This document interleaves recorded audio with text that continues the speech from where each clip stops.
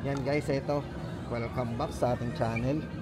At ito guys, mag-unbox po tayo ng Hot 60 Pro. Ito po guys yung aking kayang bilhin ngayon eh. Ayan, kasi yung anak ko kailangan ng cellphone. Bibili tayo ng isa nito. Pero guys, ang request kasi ng anak ko, itong Infinix GT30 Pro.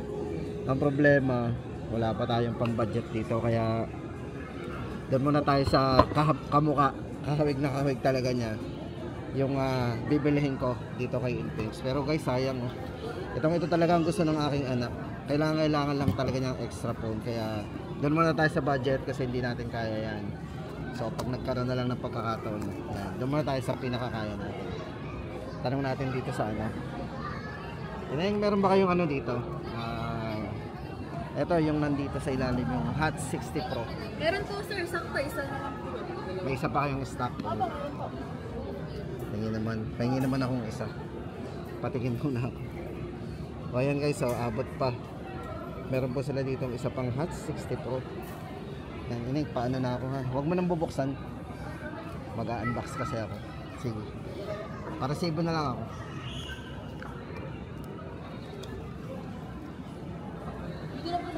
Dyan. Ito sana guys ang ating kukunin GT30 Pro. So low budget tayo, kaya dito muna tayo sa budget lang. Okay na po sir, receive ko lang po yung payment 6,999.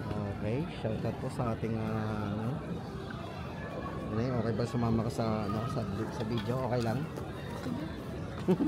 Kaya shoutout mo na sa iyong 1, 2, 3, 4, 5, 6, 7, 8. 1, 2, 3, 4, 5, 6, 7. Yan. Guys, ito, sana magustuhan ng anak ko to. Kasi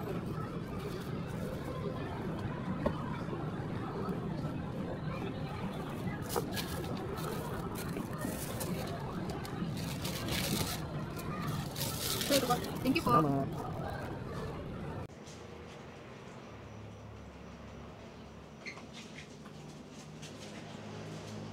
Butter. Yahoo! Kanina to. Baby. Pasalubukang papa sa'yo. Baby. Yun na. GT30. GT30 Pro? GT30 Pro? GT30 kaya. GT30 Pro! Guys, ito GT30 Pro. Ang hiling ng aking anak ay GT30 Pro. Excited na ang bata. So ito guys, samahan natin. Buksan natin. Buksan mo muna. Ay, GT30 Pro talaga yan. Buksan mo. Ikaw mag-unbox. Baklasin mo. GT30. Sabi mo, wala. GT30 Pro. Tcharan! Hot 60 to eh. Hot 60 Pro. Kalahati. Mas mataas yan. Buksan mo na. Alam ko bakit baby ito. Hindi natin kaya yung GT30 Pro. Hot 60 Pro ang ating nakuha. Bakit? Medyo kahawig din yan. Tanong mo, kaya yun ang pinili natin. O, ito guys, mag-unbox tayo. Baby, gusto mo sumama sa video? Nahihiya ang anak ko. Kaya mo na siya. Pagbigyan natin. Kaya guys, itong ating binili. Kailangan na po ng anak ko kasi ito ay senior high. Kailangan niya ng extra phone. Mag-unbox po siya ng kanyang GT30 Pro. GT30 Pro, hindi po GT30 Pro man yan nakuha guys. So, sorry. Pero ito, the best naman itong pinili natin baby. Kasi ito, meron niyang 6 na reason kung bakit siya pinili natin. Si Hot 60 Pro. So, unboxing po tayo guys. Check natin inside the box. So, ayan ang mga inside the box. Buksan na baby. Ayan. So, ayan po yung inside the box niya. Check mo na yung design. O, ano ba? Manipis. O, di ba? So, bali guys, ang nipis po nito ay 6.6 mm. So, pakita mo yung nipis, 6.6 mm. Yung kanyang design. So, yan po yung tinatawag nilang new ultra slim design. So, flat. Pero manipis. O, buksan mo na. Tapos hindi lang yan, syempre, tingnan mo na yung inside the box. Tingnan mo na kita. inside the box. Ano pa mga kasama nito inside the box? So, ayan na guys ang ating inside the box. So, meron tayong... So, ito na po yung ating inside the box. Ayan. Oh, baby. Ayan, binuksan na niya. So, syempre, kasama po natin dyan yung mga documents. At yung kanyang 45 watts na fast charge. Dito guys, pag-uusapan natin ha, kung magkano ba yung presyo nito, kung bakit ito yung napili natin. Scatter! Baba! So ito guys, pag-usapan natin ang kanyang, ayan, naka 45 watts po tayo. Then, naka USB Type-C. Kasama niyang cable. Ayan, so baby, ano, kumusta? Guys, sino naman ang display niyo? Mukhang iPhone. Bakit mo naman? Kaya ito guys, napili natin. Ito yung parang manipis na version ng ano, ng GT30 Pro. Kung mapansin niyo po yung nipis ng design ng GT30 Pro. Eh yan, ba't ba tayo GT30 Pro tayo ng GT30 Pro? Kasi favorite po niya yun. Yung nga lang, Hot60 Pro ang ating binili. O yan o, pag binuksan nyo, kamukha siya ng GT30. So si Hot60 unang-una yan, kaya napili natin. Tapos guys, itong maganda dito, naka 144 na yan baby. 144 screen refresh rate. So yan yung isa din. Kaya ito yung napili natin, yung isang reason. Tapos meron din siyang display na 1.5K resolution. Budget phone pero naka 1.5K resolution. So padalawa yan. Tapos hindi lang yan So ano pa ba yung bago dito? Syempre guys, yung kanyang processor napakataas din. So yung mga G100, nakikita na po natin yan sa mga mid-range phone, 12,000, 10,000.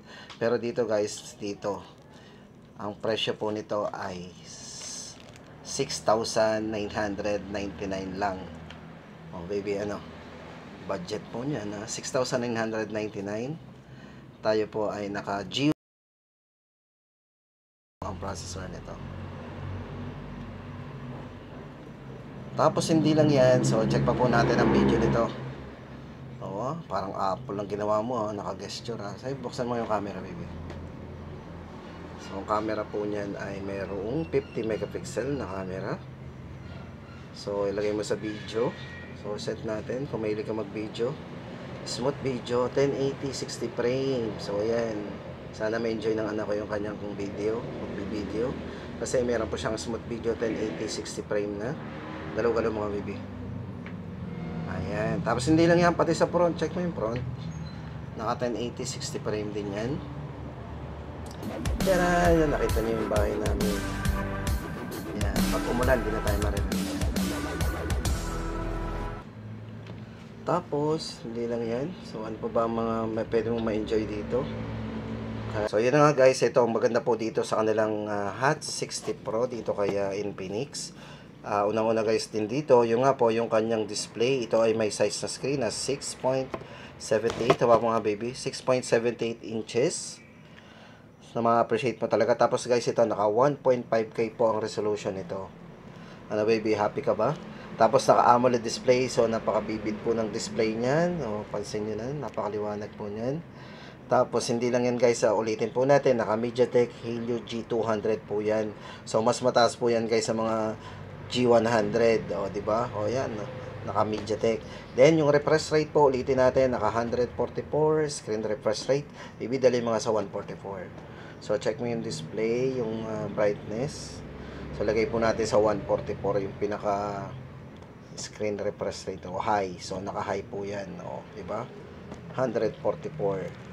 Tapos hindi lang yan, fast charging po ito. Ito ay naka 45 watts. Fast charging na. Tapos naka 8 GB RAM, 256 na guys. So ma-appreciate nyo talaga ang laki ng internal storage.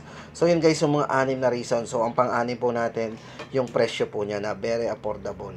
Ang presyo po nito ay 6,999.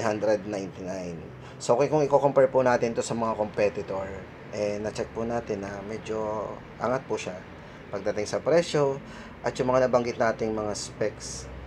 O di ba? Dagdag na lang po diyan yung ano. At saka guys, meron na rin tong dual view video So itong anak ko mahilig din tong mag-camera, kaya ito yung pinili natin. So meron diyang dual view video, some more features. So ayan, check mo nga baby. O, diba?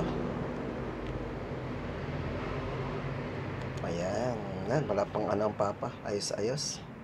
Nakita tuloy ang ating mansion. Okay na guys, ang ating on the spot unboxing. Yan. Magagamit po to ng anak ko sa pag-schooling niya. Saka na po siya mag-buy ng GT30 kapag may pera na siya. Oh, are you happy, baby? Happy ba ang aking baby? O, tingnan yung anak ko na tayo magpakinahiya pa. Happy? Happy? O, pasensya ka na. Ayan lang kaya ng papay. So, yun guys. Baka ka naghahanap din kayo ng mga budget lang. So, ito.